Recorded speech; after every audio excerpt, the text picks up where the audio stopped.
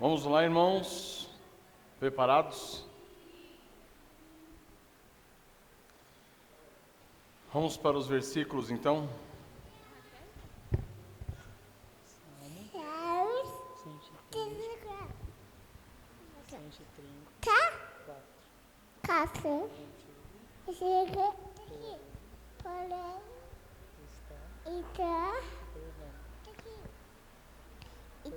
Perdão. Pessoas. Salve.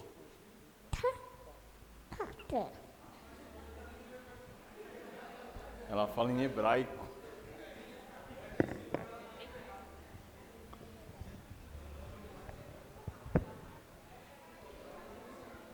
Salmos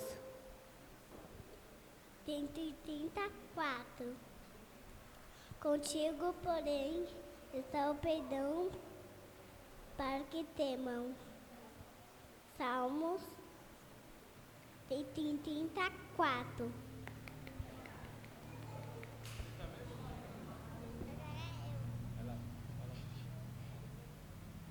Salmos 134. Contigo, porém, está o perdão para que te temam. Salmos 134.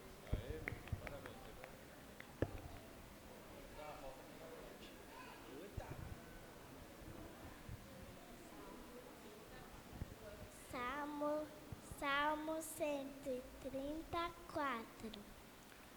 Contigo, porém, está o perdão para que te temam. Salmo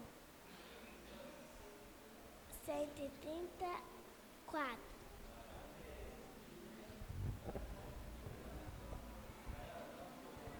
Salmo 134. Contigo está, porém, está o perdão para que te temam. Salmo 134. Salmo 134. Contigo, porém, está o perdão para que te temam. Salmo 134.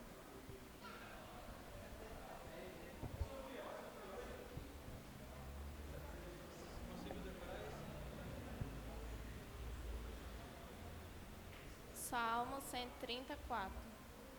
Contigo, porém, está o perdão para que te temam. Salmo 134.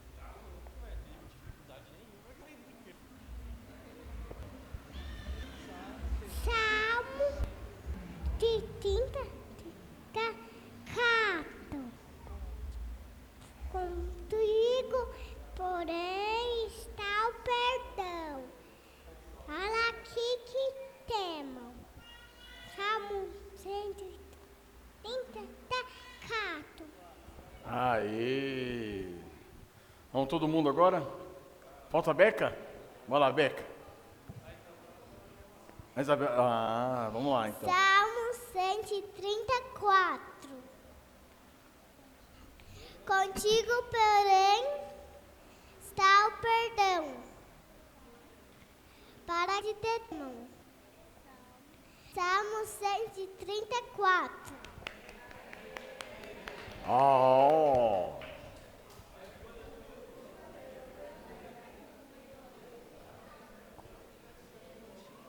Contigo, porém, está o perdão para que te temam.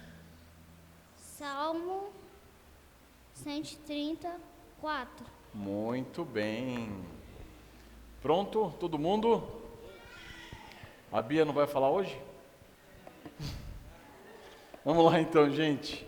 Todo mundo junto. Salmo 134. Contigo, porém, está o perdão para que te temam. Salmo 134. Muito bem, irmãos. Vamos orar então? Senhor nosso Deus, Pai eterno, Pai de eterna graça e misericórdia, nós te louvamos, ó Deus, porque Tu nos conduziste, ó Pai, à conclusão de mais um livro no nosso estudo, meu Deus, no nosso estudo bíblico. Obrigado, ó Pai, por conhecermos um pouco melhor o problema do ser humano, o problema do homem, que desde a queda, ó Deus, todos nós fomos contaminados pelo pecado, ó Pai, e nele, meu Deus, apresentamos mortos de Ti, ó, inertes, diante da Tua santa graça, da Tua misericórdia, ó Pai. Ó Senhor, não fosse Teu Santo Espírito, meu Deus, ter nos conquistado, ó Pai, nos levado, nos aproximado de Ti, ó Pai, estaríamos perdidos, ó Pai. Não fosse a Tua iniciativa, meu Deus, em buscar o pecador, ó Deus, nós estaríamos eternamente perdidos. Mas há, ó Deus, uma esperança, apesar da nossa miséria, apesar da nossa pecaminosidade. Existe uma grande esperança, uma divina esperança, uma bendita esperança, ó Deus. Que nós possamos, ó Pai, nos apegar a ela. Cristo Jesus nosso Senhor, para a glória do Teu santo nome. Obrigado, meu Deus, por Tua graça e misericórdia em nossas vidas e por nos aproximares de Ti. Nós Te louvamos e bendizemos em nome de Senhor Jesus. Amém. Então, irmãos, chegamos ao final do livro. O pastor William pediu para eu trazer esse estudo hoje. É o último capítulo do livro Compreendendo o Problema do Homem. A ideia, o nosso propósito era dar sequência à série. Nós falamos no primeiro livro sobre o conhecimento de Deus. Agora nós conhecemos o problema do homem. E então nós íamos tratar sobre o livro Redescobrindo o Glorioso Evangelho ainda. Só que a gente viu, eu conversando com o pastor William, nós decidimos dar uma parada, um tempo nesses estudos, e vamos falar um pouquinho sobre o livro A Igreja. Devido à nossa situação que nós estamos passando, nós vamos passar agora por um processo de transição na igreja. Algumas coisinhas precisam ser ajustadas no que diz respeito ao culto, liturgia, posição nossa enquanto liderança. E aí nós vamos estudar um pouquinho melhor o livro A Igreja, para que nós possamos ter essa visão completa, holística, integral do que é a igreja. E assim nós poderemos trabalhar melhor essas mudanças. E então nós retomaremos, com a graça do Senhor, terminado o livro da igreja, a gente retomará os estudos nos livros do Paul Washer. Amém? Porque a gente fez justamente o estudo sobre Deus e conhecendo o problema do homem para chegar no ponto principal, que era o Evangelho. Né? Agora o livro principal, quem está aguardando, a gente vai dar uma paradinha, mas não se preocupe não que a gente vai voltar. Inclusive, esse último capítulo não deixa de ser uma introdução, uma pequena introdução já ao livro do Evangelho, porque ele vai falar justamente sobre o fato de haver uma esperança, não é isso? A única esperança do homem. Apesar do homem ser quem ele é, apesar de nós termos estudado aqui que desde a criação do ser humano, o homem caiu, o homem pecou, e esses aspectos da pecaminosidade do homem fizeram com que ele morresse, com que ele fosse separado de Deus, porque ele quebrou justamente uma ordenança divina, a lei de Deus, né? Depois de nós termos visto aqui por meio desse livro a disposição de Deus para com o pecador, né? Uma disposição de ira, de tristeza, de ódio, de repúdio, de inimizade, de vingança, justamente porque o pecador se rebelou contra o seu Criador, contra o seu Senhor. Apesar de nós termos visto também que a punição, o que está reservado para o pecador é o julgamento divino, é a morte, é o juízo final, é o inferno. Apesar de tudo isso, no último capítulo, Paul Washer nos fala de uma esperança. Apesar dessa condição miserável, desgraçada do homem, uma condição pecaminosa, miserável, de morte espiritual, existe ainda uma esperança, certo? E é sobre essa esperança que a gente vai falar hoje, mas assim, bem superficialmente. Não vai dar para a gente se aprofundar nos aspectos dessa esperança. É justamente no próximo livro, no livro Redescobrindo o Glorioso Evangelho, que o Paul Washer vai tratar sobre os aspectos mais peculiares, mais intrínsecos dessa gloriosa esperança. Amém? Hoje nós só vamos passar por cima, dar uma pincelada só na superfície dessa esperança. Todos sabemos que o ser humano está morto em seus delitos e pecados, correto? Foi isso que nós aprendemos aqui nesse livro, não foi? Quando nós nascemos numa condição de corrupção tão grande que nos leva à hostilidade contra Deus. Nós somos hostis, somos inimigos de Deus. Todo ser humano, quando nasce, ele nasce inimigo de Deus. Ele nasce odiando a Deus. Ele nasce de uma maneira que ele não quer manter um relacionamento com Deus. Ele quer viver essa vida à sua maneira. Ele quer viver a vida do seu jeito. Ele não quer saber se Deus existe. Pelo contrário, o ser humano é próprio de nós buscarmos provas justamente para aliviar a nossa consciência. Provas de que Deus não existe, que é para justamente nós não termos ninguém, nada ali arguindo, né? Questionando-nos, arguindo-nos quanto às nossas ações, quanto às nossas obras. Então todos os homens são por isso indesculpáveis. Nós não temos desculpas nenhuma para falar para Deus, não, mas eu não sou assim. Todos nós somos rebeldes. Todos nós nos levantamos contra Deus. E todos nós somos dignos da mais severa e justa condenação divina. E pior, quando nós sabemos disso, nenhum de nós é capaz de sair dessa situação. Nenhum. Todos nós estamos escravizados a essa condição. Nem que nós queiramos e falamos assim, falemos, não, eu não quero ser mais inimigo de Deus. Nós não temos condições alguma de mudar essa condição de miséria. Nós estamos mortos. Nem querer mudar essa condição nós podemos. Nem desejar isso, nem desejar reconciliação com Deus, nós podemos. Então, diante dessas verdades aprendidas nesse livro, eu pergunto, onde está então a esperança?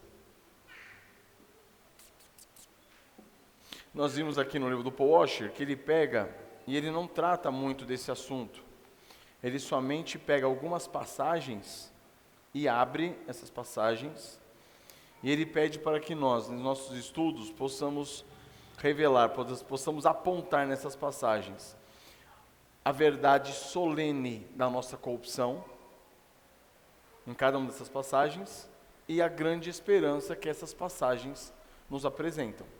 Então eu queria centralizar nossos esforços nessas passagens e por fim numa outra passagem que eu reservei para que nós possamos perceber esses pontos, tá? E aí eu queria que os irmãos lessem as passagens e aí nós vamos discutir em cima dessas passagens.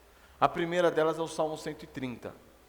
E aí eu vou pedir para o Tiaguinho ler para nós o Salmo 130, verso 3 e verso 4.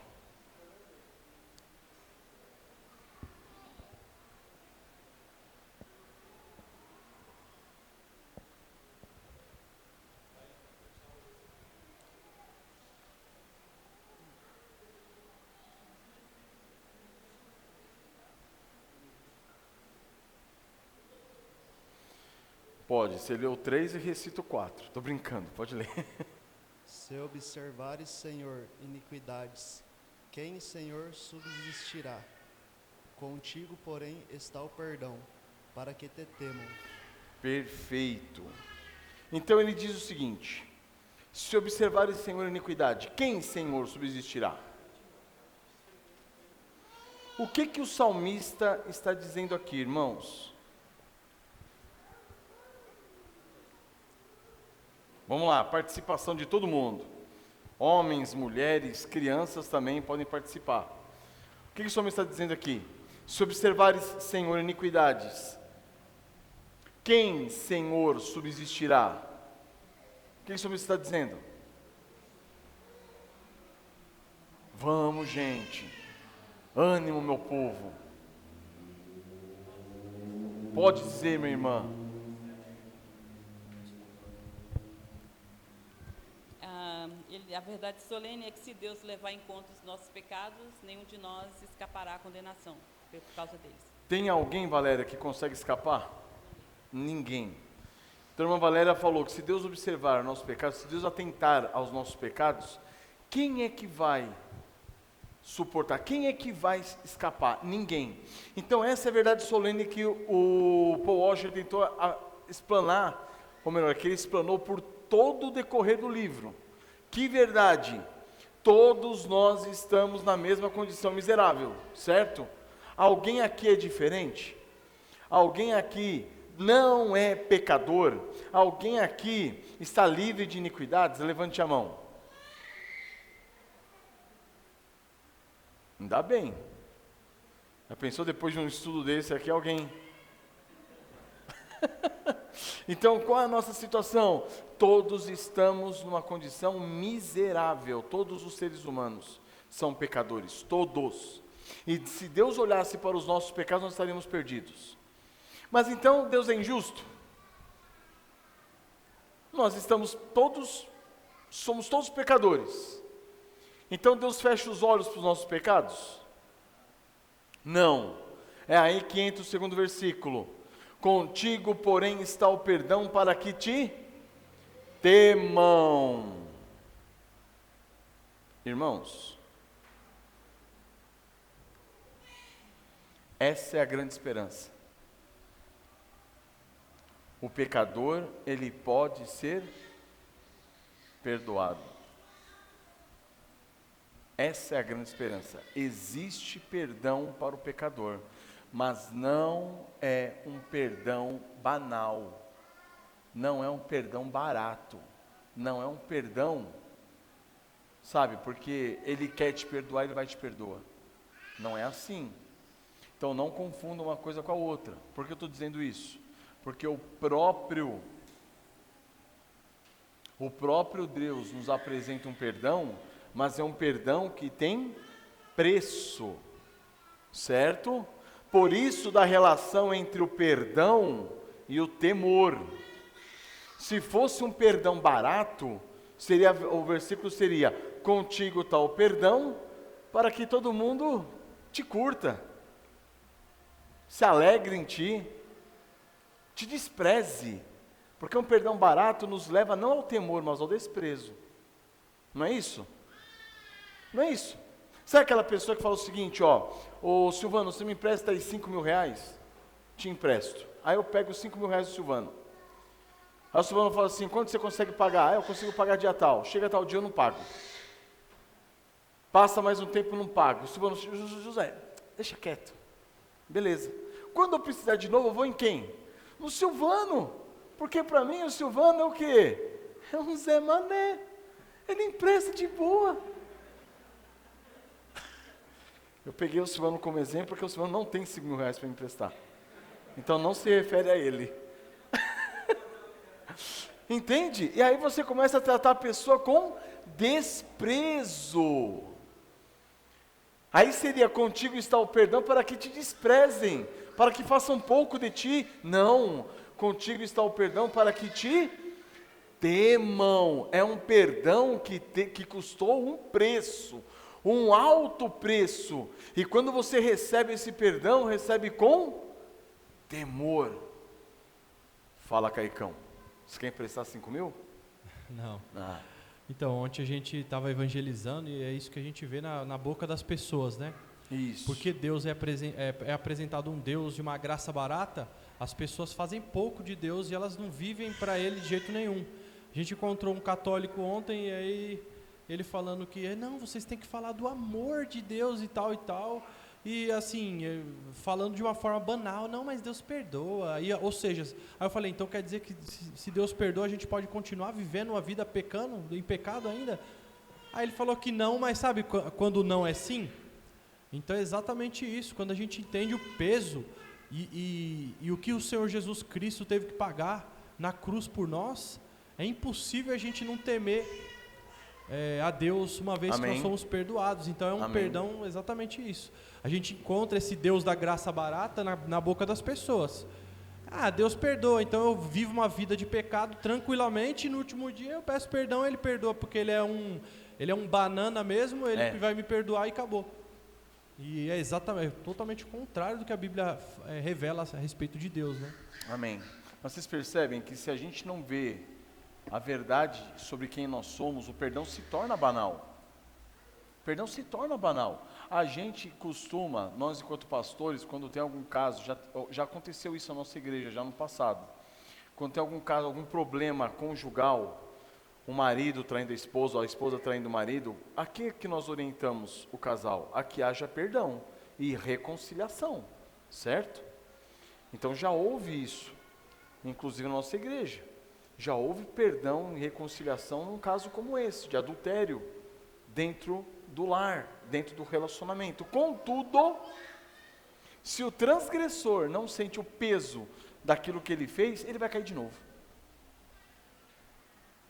Se ele não viu a gravidade do pecado dele, o perdão da esposa, ou vice-versa, o perdão do marido para com a esposa transgressora, adúltera, vai se tornar um perdão banal. Nós temos que ver, irmãos, a hediondez do nosso pecado. Nós temos que falar isso que o salmista falou com plena consciência. Se Deus olhasse para mim e levasse em conta os meus muitos pecados, a minha miséria, a minha desgraça, Ele já teria me fulminado. Ele já teria acabado comigo. Eu já estaria no inferno hoje. Isso tem que se tornar real, não só da boca para fora, mas real. E aí quando isso se torna real, o perdão de Deus se torna algo profundo, algo que vai fazer com que nós vejamos o amor de Deus, não como um amor banal, mas um amor que me constrange a viver uma vida santa. Porque senão, se for esse amor que o Kaique falou, mas Deus é amor, é um amor que te permite fazer o que você quiser da sua vida. Adulterar, roubar, matar, você pode fazer o que você quiser, porque no final das contas, Deus te ama. Ele vai passar uma borracha em cima das suas besteiras e vai te receber. Não, isso é mentira. Isso não é verdade. Fala Wesley.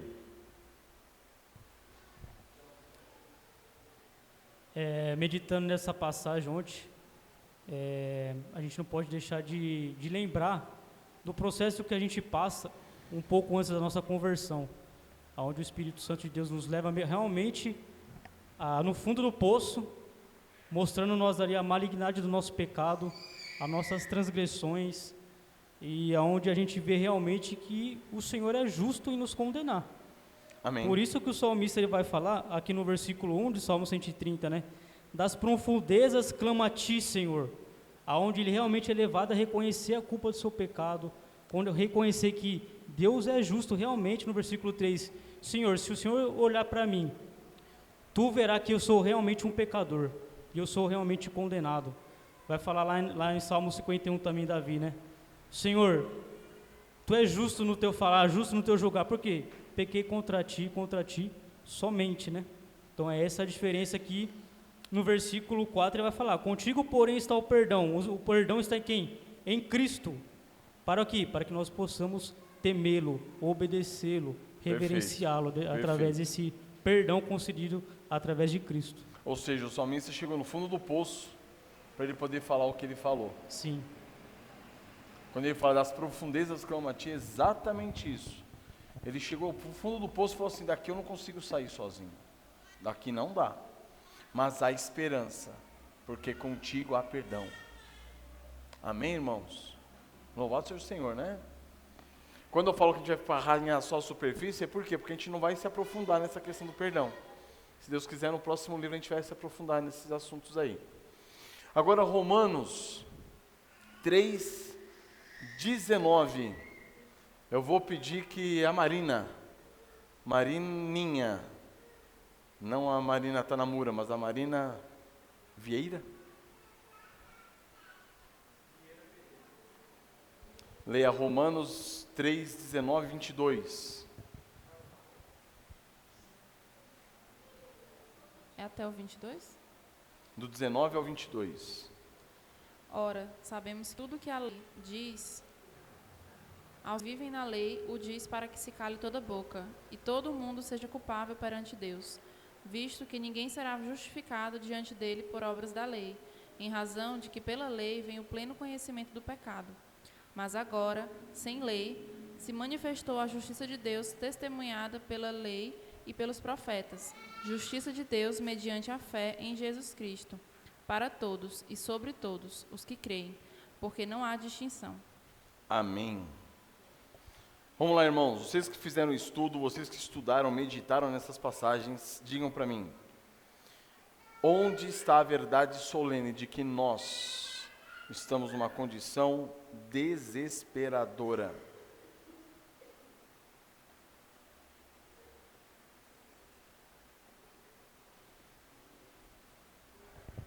Vamos lá, Silvanão. É uma passagem bastante conhecida nossa, né? Sim. Mas é impressionante como ela é atual, né? Tudo que está se dizendo aqui já foi dito várias vezes aqui na Sagradas Escrituras, mas não com essa clareza. É porque assim, quando a gente chega para evangelizar, sempre trazendo por esse campo do evangelismo, a gente vê o quanto essa passagem ela é ignorada quando se trata da lei. Levando uma interpretação que eu não sei de onde foi que tiraram, lógico, tiraram daqui de Romanos, mas num contexto totalmente errado, diz que a lei foi abolida. E a lei, eu sempre procuro passar para as pessoas que Deus me dá a oportunidade de falar do Evangelho, eu falo para ele que a lei está sobre todos nós. Né? Os que creram e os que não creram, né? Para os que não creram, condenação, ponto. Para os que creram, redenção em Cristo, né? Eu costumo sempre citar o Salmo 119, 105, lâmpada para os meus pés e a tua palavra, principalmente para as pessoas que se dizem evangélicas. Por quê? A maioria das pessoas que a gente aborda vem sempre com essa questão. Ou ela vai ser salva por meio das obras, tá? Ou simplesmente a lei foi abolida. Ou seja, a obra perfeita que é a lei a pessoa não consegue cumprir, mas quer chegar a Deus por meio das próprias obras. E muitas das vezes as pessoas citam coisas lícitas que está na palavra de Deus. Mas se você perverte a salvação, você muda a ordem da justificação pela santificação, aí tudo dá errado. Sim. Tudo dá errado, porque primeiro vem a salvação, e as pessoas trocam isso na simples resposta. Você pergunta, o que devo fazer para ser salvo, que é o nosso panfleto, e a pessoa vem com obras. Perfeito. E não é isso, é pela fé em Cristo Jesus e o arrependimento. Amém. Então, a partir do que o Silvano disse,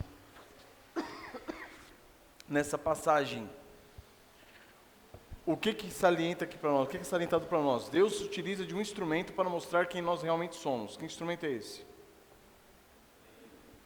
Oi? A lei. A lei. Ele se utiliza da lei para mostrar quem nós realmente somos. Correto? Nós temos desculpas? Não. Nós podemos levantar a boca e dizer alguma coisa com respeito a Deus, no sentido de nos justificarmos? Não. E é interessante porque ele diz justamente isso, que por meio da lei Deus nos cala a boca. É uma expressão forte, não é? Para que se cale toda boca. Para a irmã Érica. E todo mundo seja o quê? Culpável. Indesculpável. Certo? Nós somos culpáveis. Não tem como desculparmos-nos diante do Senhor nosso Deus. Fala, irmãzinha. A gente conversando em casa, né, a gente falou que a lei, ela é sem misericórdia. A lei não pode salvar. Não. A lei vai te mostrar o seu pecado. Sim. Então, ninguém consegue ser salvo cumprindo a lei. Então, a gente falou que realmente a lei, ela é sem misericórdia. A lei é sim, sim, não, não. Ela não quer saber seu contexto, sua realidade, ela não quer saber de nada. É faça e não faça. Exatamente isso. E aí olha só, se todo mundo se torna culpável perante Deus devido à lei, se ela faz com que todos nós venhamos a calar a nossa boca, tem como nós nos justificarmos por meio das obras da lei? Não, não dá. Então aqui é a verdade solene de quem nós somos. Quem nós somos? Pecadores miseráveis, todos encerrados como culpáveis de debaixo da lei. Todos cientes, com pleno conhecimento da nossa condição pecaminosa diante de Deus. Essa é a verdade solene nesses dois primeiros versículos, 19 e 20. E qual é a grande esperança nossa? Quem pode dizer?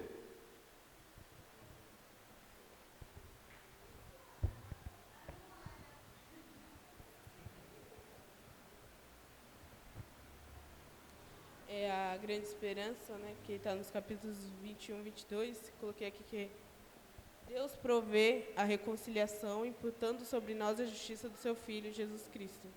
E Ele retira de nós a condenação, imputando também ao nosso Senhor Jesus Cristo. Amém.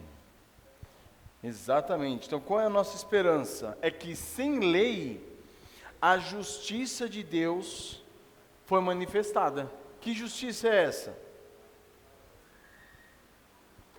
Que justiça é essa? A justiça de Cristo. Era-se esperado de nós uma justiça nossa, mas não existiu. A lei encerrou-nos todos debaixo do pecado. Não existe uma justiça minha, uma justiça que seja sua e seja aceitável diante de Deus. Não existe. Nada, nenhuma vírgula, não existe nada em nós que a gente possa dizer o seguinte, isso é aceitável diante de Deus, isso provém de mim. Não existe. Por isso que foi necessário que a justiça de Deus se manifestasse sem lei. Por que sem lei? Porque não veio com respeito à lei sobre nós. Não foi sobre nós. A força da lei sobre nós que nos fez apresentar essa justiça. Foi a força da lei sobre Cristo Jesus que se fez manifestar essa justiça. Então, por quê? Porque foi uma justiça de Deus testemunhada pela lei e pelos profetas. Qual? Justiça de Deus mediante a fé em Cristo Jesus, para todos e sobre todos. Quem? Os que creem. Não é uma justiça oferecida a toda a humanidade. Nós vimos que o problema do homem é um problema que está sobre toda a humanidade. Contudo, a solução, a esperança não é sobre toda a humanidade, é sobre todos aqueles que creem. E aí ele continua, porque não há distinção. Todos pecaram. Essa é a nossa condição.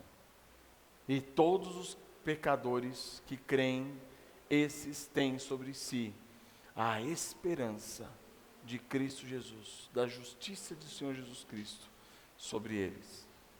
Amém, irmãos? Então, apesar de sermos quem nós somos, e sermos todos culpáveis diante de Deus, estarmos todos numa condição de morte espiritual, ninguém tendo condição de se justificar diante de Deus, há uma esperança pela fé em Cristo Jesus, porque Ele é a justiça de Deus manifestada no tempo presente. Amém?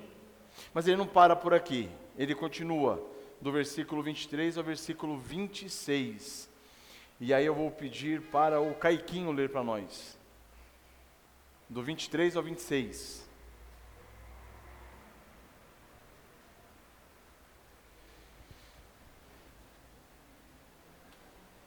Pois todos pecaram e carecem da glória de Deus, sendo justificados gratuitamente por sua graça, mediante a redenção que há em Cristo Jesus, a quem Deus propôs no seu sangue como propiciação, mediante a fé, para manifestar a sua justiça, por ter Deus, na sua tolerância, deixado impunes os pecados anteriormente cometidos, tendo em vista a manifestação da sua justiça no tempo presente, para Ele mesmo ser justo e justificador daquele que tem fé em Jesus. Amém. Onde está a verdade solene da nossa depravação miserável? Qual o versículo? 23. E no 23 diz o quê? Todos pecaram e carecem da glória de Deus. Tem uma outra versão aí? E destituídos estão da glória de Deus. Tem outra versão? Pois todos nós pecamos e estamos muito longe do ideal da glória de Deus. Muito bem. Tem alguma outra versão? Mais ninguém? Percebem, irmãos? Aqui não há distinção. Ou seja, não há distinção de raça, de cor, de sexo, de nada, nada. Todos pecaram e nós estamos todos longe, distantes do ideal do ser que glorifica a Deus. Nós não glorificamos a Deus, naturalmente falando. É impossível glorificarmos a Deus, porque todos estamos na condição de pecadores. Agora, o fantástico é o quê? É que há esperança. Sempre há esperança. Nos nossos evangelismos, o objetivo nosso não é evangelizar por outros meios. Não, o objetivo nosso é evangelizar por um meio só. Você apresenta a lei, você mostra que o pecador, ele é pecador, o pecado está entranhado nele, ele não consegue viver sem pecar, você mostra para ele que não há solução para ele, independentemente do que ele faça ou deixe de fazer, ele é um pecador, ele está indo para o inferno. Só que aí no fim nós apresentamos a esperança. É dessa esperança que é dito aqui nessa passagem, a partir do versículo 24. Sendo justificados gratuitamente por sua graça. É como se ele falasse assim: sendo justificados gratuitamente de graça. É uma redundância, está repetindo os termos. Sendo justificados gratuitamente de graça, mediante a redenção que há em Cristo Jesus, a quem Deus propôs no seu sangue como propiciação. O que é uma propiciação? Vamos, gente. Fala, Raquel.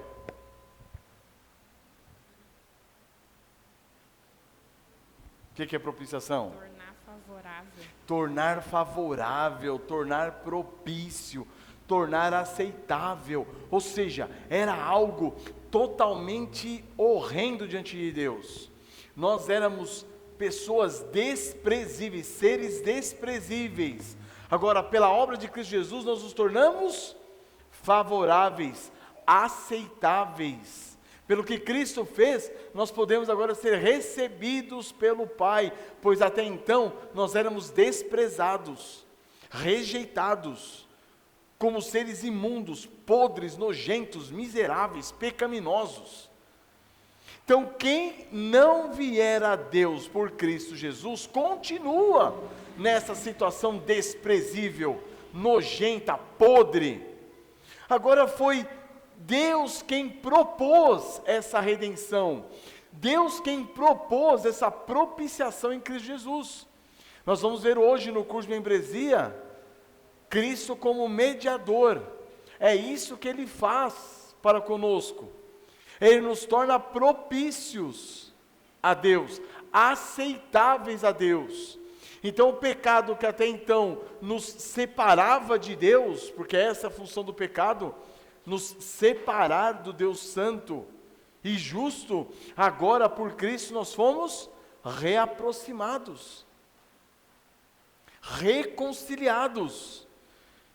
E aqui é fantástico. Então, mediante a redenção de Cristo Jesus, mediante, a ideia de mediante, da palavra mediante, a ideia de mediação, foi por meio de, foi através dessa mediação de Cristo Jesus nosso Senhor, que nós fomos redimidos. Então são duas coisas importantes aqui, é a redenção da nossa escravidão do pecado, nós fomos salvos, libertos daquela escravidão, E agora, além disso, fomos propiciados, aceitáveis diante de Cristo, de Deus, por meio do sangue de nosso Senhor Jesus Cristo. E é interessante porque ele continua aqui dizendo, para manifestar a sua justiça, por ter Deus, na sua tolerância, deixado impunes os pecados anteriormente cometidos. Deus deixa pecados impunes? Não. O que ele está querendo dizer aqui? É um jogo aqui de palavras referindo-se ao tempo. Na nossa visão, antes de Cristo vir e ser levantado no madeiro, os pecados que foram cometidos pelos homens antes do Senhor Jesus Cristo estavam impunes. Não é isso? Deus não perdoou Davi do pecado que ele cometeu contra Urias, Batseba, contra Deus, contra todos e todos? Perdoou ou não perdoou? Mas não deu a entender que Deus deixou impune o pecado dele, porque não tinha propiciação.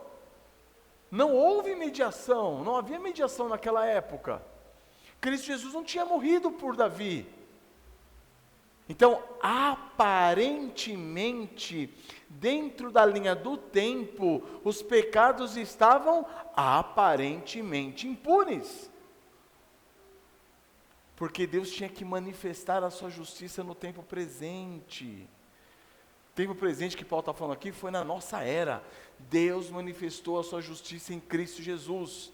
E aqueles pecados que aqueles homens tinham cometido, eles foram perdoados em Cristo Jesus.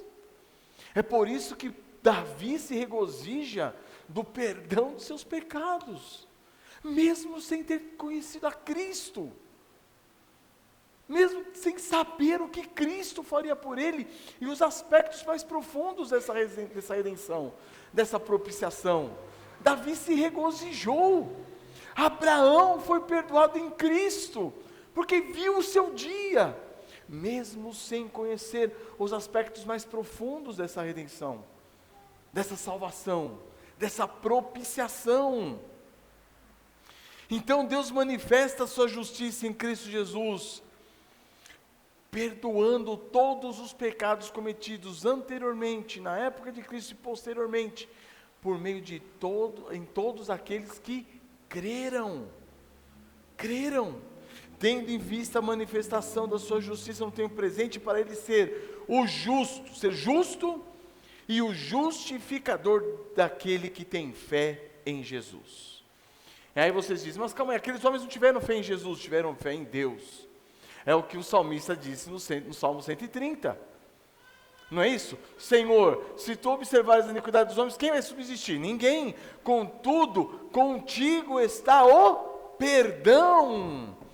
Então, nessa frase está embutido lá dentro, sem nós conseguirmos enxergar e sem o salmista conseguir entender, o Senhor Jesus Cristo está ali.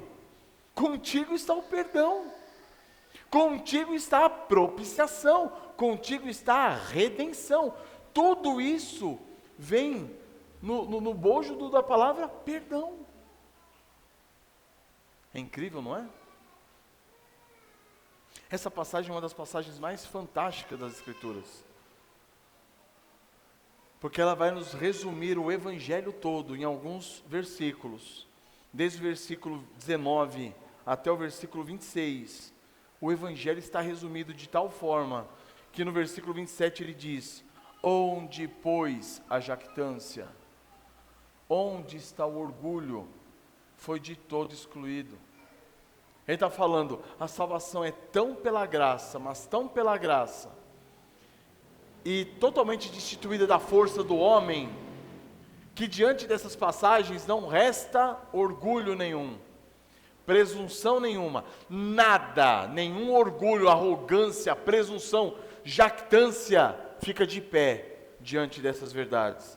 É por isso que os homens não podem aceitá-la.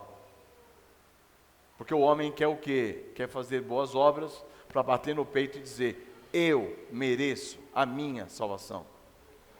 E Jesus está dizendo, e Paulo está dizendo aqui, não, ninguém merece a sua salvação. Todos fomos alcançados por graça. Amém? Quem pode ler Romanos 7, 24? Alguém quer comentar alguma coisa? Me perdoem.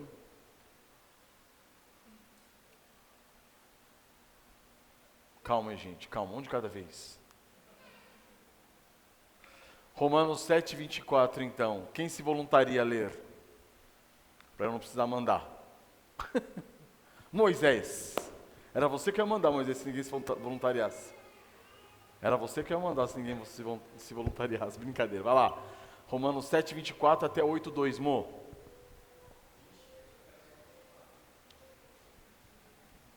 É pequenininho, Moisés.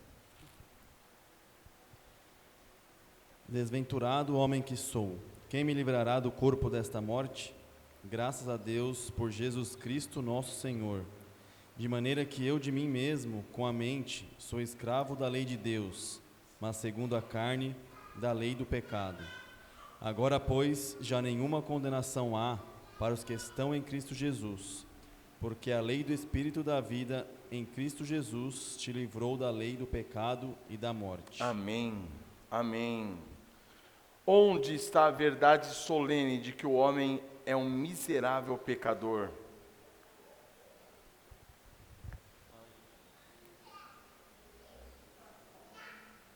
Onde? Desventurado o homem que sou. Por que Paulo fala isso? Porque aquilo que ele quer fazer, ele não faz, e aquilo que ele deseja fazer, isso é... Não, é... Isso. Mais ou menos isso. Mais ou menos isso. Porque no capítulo 7 de Romanos, ele vem mostrando a força da lei sobre o seu próprio pecado. Certo? A lei, ao invés dela nos conduzir a Deus, a lei, ela nos atiça a justamente nos rebelar contra Deus. Quem já teve uma experiência dessa com o seu filho? De falar, filho, não pise ali. Aí ele olha para você e pisa. O que é isso? É a força da lei sobre o pecador miserável. Ao invés dela falar, dela restringir o pecador referente ao seu pecado, ela estimula o pecador a pecar. Alguém que é muito hábil nisso é esse cidadãozinho. Né? Você fala, não faça, aí que ele faz. Faça, aí que não faz. Fala aquilo que você acabou de falar. Não fala. Não fale mais isso, moleque. Aí acaba de falar. É tudo assim. Esses são os exemplos de nós. Nós somos assim. Nós somos dessa maneira. Então, é o que Paulo está falando. Quando ele completa tudo isso daí, dizendo a força da lei sobre si mesmo, e dizendo que aquilo que ele quer fazer, ou seja, aquilo que ele quer fazer de agradável ao Senhor, a carne dele não quer, o pecado dele se interpõe, o pecado dele se levanta contra. Certo? É exatamente disso que Paulo está falando no capítulo 7 todinho. Ele mostra quem nós somos, ele mostra quem vocês são. Né, Tayane? Né, Caicão? Caiquinho, na realidade. Né, Sofia? É ou não é, Marina? A Sofia não é assim? Ela é assim. Porque ainda não se arrependeu. Não é? E todos nós que nos arrependemos e voltamos para Cristo, nós lutamos ainda essa guerra interna dentro de nós. É por isso que Paulo chega no final e fala, desventurado homem que sou, ou seja, de mim mesmo eu estou perdido. Entregue a mim mesmo, não há solução. Entregue a mim mesmo, eu só faço loucuras contra Deus. E aí ele clama, ele grita, quem me livrará do corpo dessa morte? Quem me livrará dessa condição pecaminosa? Porque enquanto estamos neste corpo, o pecado remanescente está em nós. Se alguém pisa no nosso calo, nós não fazemos assim, Deus te abençoe, não se preocupe, eu sei que foi sem querer.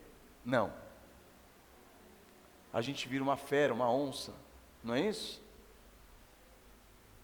Porque o pecado está dentro de nós. E aí Paulo fala, quem me livrará do corpo dessa morte? Mas aí no versículo 25, ele já dá graças a Deus por Cristo Jesus, o Senhor. Ele dá graças a Deus, por quê? Porque nele mesmo opera a morte por meio da lei, mas em Cristo Jesus opera redenção, salvação, justificação, propiciação. É por isso que então na sequência ele diz: agora pois, já nenhuma condenação há para os que estão em Cristo Jesus. Você está em Cristo Jesus? Não há condenação para você. Você não está em Cristo Jesus? Corra para Cristo. Ele é a única esperança, como nós estamos lendo, estudando aqui nesse capítulo. Cristo Jesus é a única esperança. Corra para Cristo Jesus. Porque agora nós estamos debaixo de uma outra lei, a lei do Espírito da vida, que nos livra da lei do pecado e da morte. Entenderam, gente? Sim? Quando o pecado está guerreando contra a nossa carne, guerreando contra o nosso espírito, o espírito contra a carne, é aqui que nós devemos nos apegar. Nós estamos debaixo de uma outra lei. Não é a lei do pecado e da morte, não é mais aquela lei que me instiga a pecar, não. Eu estou debaixo de uma lei agora, espiritual, a lei do Espírito Santo, que me conduz à vida. Por isso nós lemos o capítulo seguinte aqui de Romanos, no capítulo 8, ele dizendo: assim pois, irmãos, não somos devedores à carne, versículo 12 do capítulo 8, como se constrangidos a viver segundo a carne, porque se viver segundo a carne, caminhais para a morte. Mas se pelo Espírito mortificares os feitos do corpo, certamente vivereis. Nós estamos agora sob uma nova lei, a lei do Espírito. E isso diz respeito a quem já foi salvo. Não é um aspecto de justificação, mas é um aspecto de santificação. Você foi salvo, sim, agora lute pelo Espírito, por meio da força do Espírito, para que você viva em Cristo Jesus. Você não foi salvo ainda? Não, creia no Senhor Jesus Cristo. O aspecto da justificação é crer. E da santificação é mortificar essa carne que luta dentro de você. Então há esperança para o pecador. Amém, irmãos? E vamos para a última passagem, em Gálatas. Gilmar, você pode ler para nós, meu irmão? Gálatas 3:22.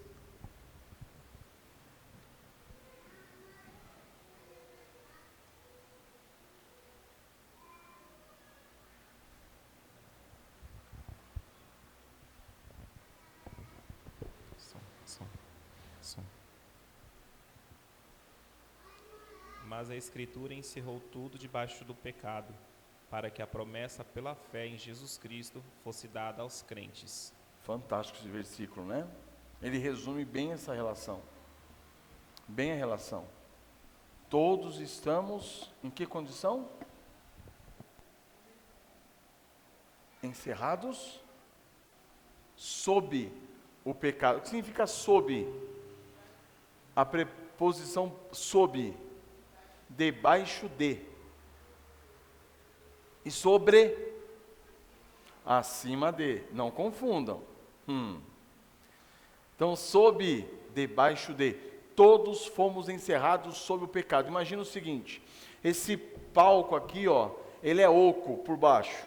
Ele só tem umas estacas só que o prendem. Todos nós fomos colocados debaixo e encerrados, presos, debaixo do pecado. Tem como fugir? Não tem. Você consegue sair dessa condição? Não dá. E quem te colocou nessa condição? As Escrituras, porque são elas que nos revelam quem nós somos. Então a Escritura encerrou tudo sobre o pecado. Foi a própria Escritura que disse para nós: vocês estão numa condição miserável de pecado. Vocês não conseguem sair disso. Vocês estão encerrados debaixo do pecado. Tem uma alegoria de Platão, que é a alegoria da caverna. Por meio dessa alegoria, ele diz, o objetivo dele em escrever essa alegoria foi mostrar que todo ser humano que não tem contato com a sabedoria, na visão grega, está na escuridão das trevas de uma caverna. Ele não conhece a realidade lá fora. É assim que nós estamos com respeito ao pecado.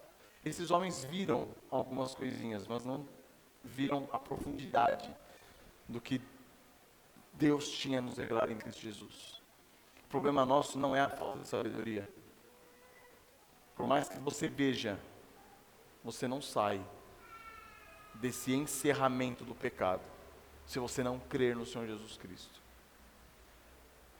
Então o que a Escritura fez foi o quê? Dizer para cada um de nós, você está aprisionado sob o poder do pecado. Contudo, vem a grande esperança, para que, mediante a fé em Jesus Cristo, fosse o quê? A promessa concedida aos que creem. Que promessa? A promessa da redenção, a promessa da propiciação. Ela é concedida a quem? Ao que crê. Ao que não crê, continua encerrado sob o domínio do pecado. Essa é a grande promessa. Então, como eu disse a vocês, Paul Washer, ele vai pegar essas passagens para nos dar uma introdução, fazer uma introdução de que há esperança para aqueles que estão perdidos. E aí eu queria que vocês me ajudassem a pensar em mais uma passagem extremamente conhecida, que contenha essas grandes verdades, a verdade solene da nossa condição miserável, com a verdade solene, com a verdade da grande esperança que nós temos em Cristo Jesus. Lembram? Fala, meu queridão. Que passagem a gente pode usar, o Silvano? Fora essas que o Paul Washer usou.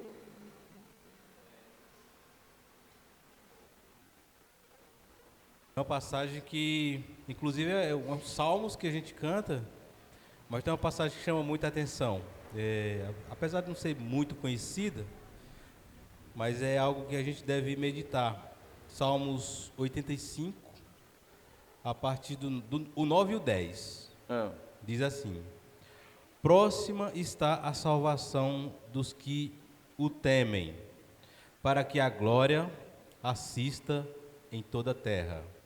Encontraram-se a graça e a verdade, a justiça e a paz se beijaram. Eu acho essa parte desse salmo simplesmente fantástica, porque o rei Davi, ele não está preso ao tempo, né? Ele fala, próximo está. Mas se a gente for, né, ver a época que ele viveu e a época que Jesus nasceu, não dá para se contar. Sim. Mas ele falou, está próximo, ou seja, a fé que ele tinha em Deus. Amém. Não possibilitou a ele tipo assim, ele não se apegou à distância do tempo. Ele falou, está próximo. Boa. Né? Eu acho que significava mais próximo, ele está próximo de Cristo, né, do que a vinda de Cristo. Mas, sim, enfim, é uma passagem que me deixa muito feliz quando eu leio e é uma passagem para ser meditada também. Né? Boa, essa passagem vai dar um aspecto maior da grande esperança que nós temos em Cristo, mas ela não vai falar tanto da verdade solene da nossa depravação. A gente consegue deduzir pela salvação. A salvação está próxima, né? Sim, sim. Quem precisa ser salvo é quem está perdido, mas ela não torna explícita a nossa condição miserável e a salvação em Cristo. Alguém consegue lembrar de uma passagem muito conhecida que torna explícita a nossa condição miserável e a salvação em Cristo? Vai lá, amor. Vamos ver. A Sofia primeiro, Moisés. Tem dois, em Efésios 2:1, que é: Ele vos deu vida, estando vós mortos em vossos delitos e pecados. E tem Efésios 2:8. Porque pela graça sois salvos mediante a fé, e isso não vem de vós, é dom de Deus. Muito bom, Sofia. Alguma outra, Moisés? Era essa mesmo? É Efésios 2. Sofia deu show agora. Muito bom, Sofia. Efésios 2, de 1 a 10. É uma passagem que vai sempre trazer em contraposição a nossa condição de miseráveis pecadores e a salvação gratuita em Cristo Jesus. Então vamos ler rapidamente. Ele vos deu vida, estando vós mortos em vossos delitos e pecados, nos quais andastes outrora segundo o príncipe da potestade do ar, do espírito que agora atua nos filhos da desobediência, entre os quais também todos nós andamos outrora, segundo as inclinações da nossa carne, fazendo a vontade da carne e dos pensamentos, e éramos por natureza filhos da ira, como também os demais. Então até que o versículo 3 mostra quem nós éramos. Nós quem? Aqueles que cremos no Senhor Jesus Cristo. Quem nós éramos? Totalmente perdidos, entregues a nós mesmos, depravados. Por natureza, filhos da ira de Deus, filhos da desobediência. Versículo 4, mas Deus, irmãos, aqui que está o ponto, quem tomou a iniciativa? Deus. Isso que precisa ficar muito claro, irmãos. Nós estamos numa condição de miséria, estamos, mas Deus toma a iniciativa. E é fantástico isso, irmãos. Se nós pararmos para analisar, todas as vezes que nós vamos evangelizar, e nós dizemos às pessoas a condição de pecadoras que elas estão, e apresentamos a elas a esperança, elas estão recebendo de Deus a iniciativa de ir até elas. Não é fantástico? Nós somos um instrumento de Deus, indo até as pessoas e falando: Deus ordena que você se arrependa. Por isso que é importante, crianças e jovens da nossa igreja, ouçam a verdade e se arrependam, porque Deus tem tomado iniciativa na vida de vocês, dia após dia, semana após semana, mês após mês, ano após ano, falando para vocês: se arrependam. É Deus vindo até vocês, por meio da nossa boca que pregamos. E aí fala: mas Deus, sendo rico em misericórdia, por causa do grande amor com que nos amou, estando nós mortos em nossos delitos, nos deu vida juntamente com Cristo, pela graça sois salvos. Então foi Deus que tomou a iniciativa, não foi você que falou assim: sabe de uma coisa? Vou mudar de vida. Vou mudar de vida. Agora eu não vou ser mais aquela mesma pessoa. Não. Creia no Senhor Jesus Cristo, porque é Ele que transforma a sua vida. É Ele que te transforma numa outra criatura. E juntamente com Ele, com Cristo, nos ressuscitou e nos fez assentar nos lugares celestiais em Cristo Jesus, para mostrar aos séculos vindouros a suprema riqueza da sua graça, em bondade para conosco em Cristo Jesus. Porque pela graça sois salvos, mediante a fé, e isso não vem de vós, nem a graça, nem a fé, nem a salvação vem de nós.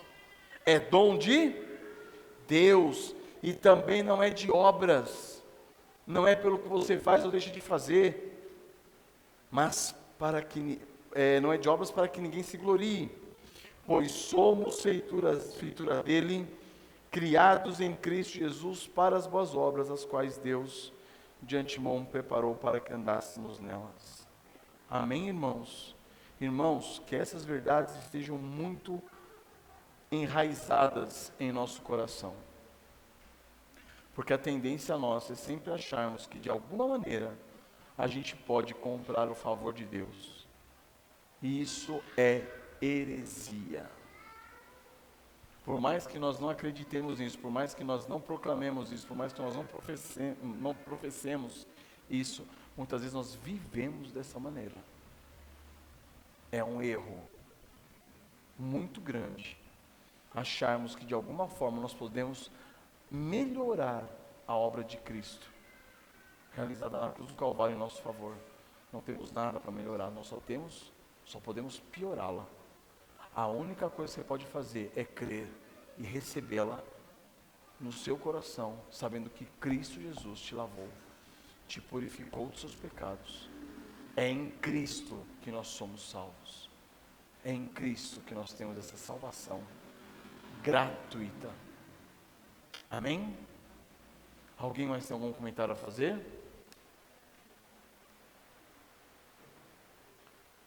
E a aplicação para esse estudo é uma só: creia.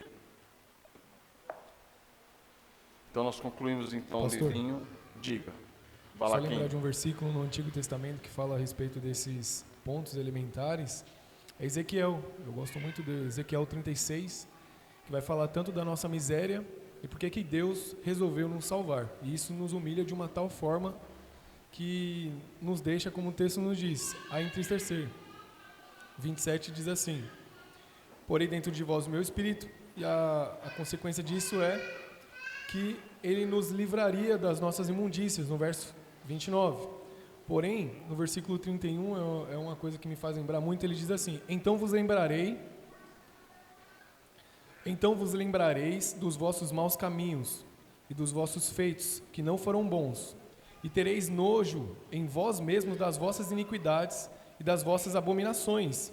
Não é por amor de vós que eu faço isso, diz o Senhor. Notório vos seja envergonhar-vos e confundir-vos por causa dos vossos caminhos, ó casa de Israel. Amém. Então, tudo isso que o Senhor fez por nós não foi igual o Senhor estava dizendo no começo do estudo, porque Deus poderia ver alguma coisa de bom em nós, ou porque o seu amor por nós, ele tinha um desejo compulsivo por pecadores em si. Eu amo tantos pecadores que eu defendo. Não, foi por amor a si mesmo, por amor a Cristo Jesus, que ele decidiu nos salvar, não por nós mesmos ou algo de bom em nós. Perfeito. O Wesley também quer comentar. Perfeito, é isso mesmo. Fala, Wesley. Só queria ler Lucas 15, vai falar sobre a parábola do filho pródigo.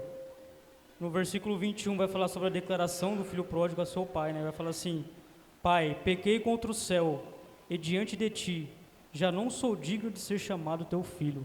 Amém. E lá no último versículo, a declaração do pai para com seu filho, né?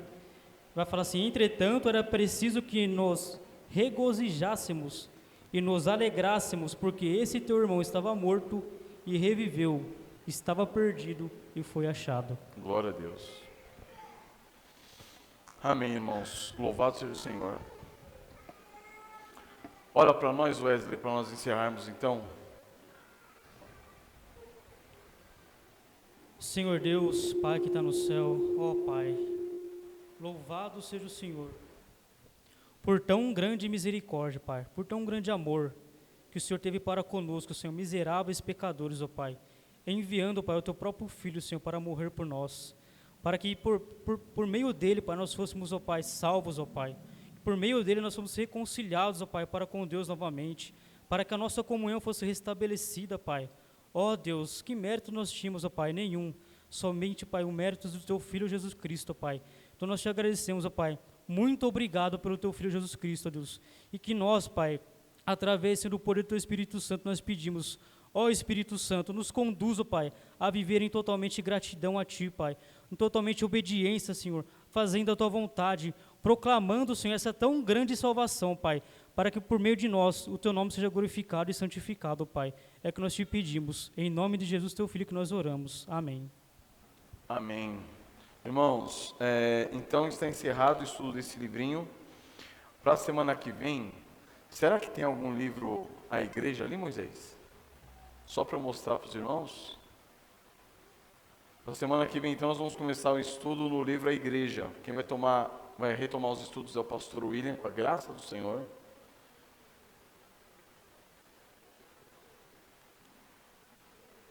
Se não tiver aí eu vou falar para o William trazer lá para o Caiquinho trazer a editora para colocar aí para vender. Aí os irmãos que puderem já adquiram o livro. Quem não tiver, acho que a maioria dos irmãos tem, não tem? Quem não tem o livro A Igreja, do Jeffrey Johnson? A irmã Camila? Tem no Kindle, já ajuda. A irmã Karina, quem mais? Então a maioria do pessoal tem. Esse é um dos poucos livros também que nós temos no... Não tem, né? Eu esqueci de trazer o meu. Valeu, amor. É um livro que nós temos também no Estandarte de Cristo, no YouTube do Estandarte, tem o livro em audiobook. Tá? Então, os irmãos que puderem ler, leiam. Quem não puder ler, que quiser ouvir, ouçam. Tá? E aí, a semana que vem, o pastor Lino vai retomar os estudos a partir desse livro. Amém, irmãos? Que Deus abençoe a todos. Vamos agora preparar-nos para o almoço. Aí, se os homens já quiserem organizar aqui,